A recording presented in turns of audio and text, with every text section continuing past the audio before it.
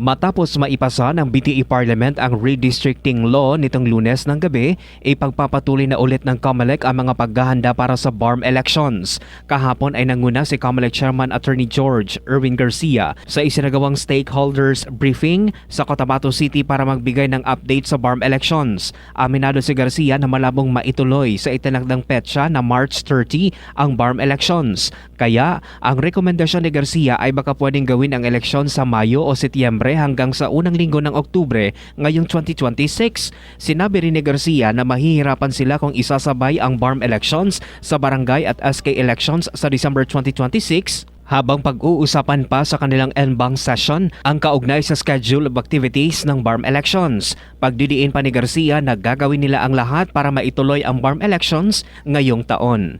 At least nabubuo ang consensus that the election should happen in 2026 at all costs. Or September or early part of November. That's a mere suggestion. Mark Antonitayco, NDBC, Bida Balita.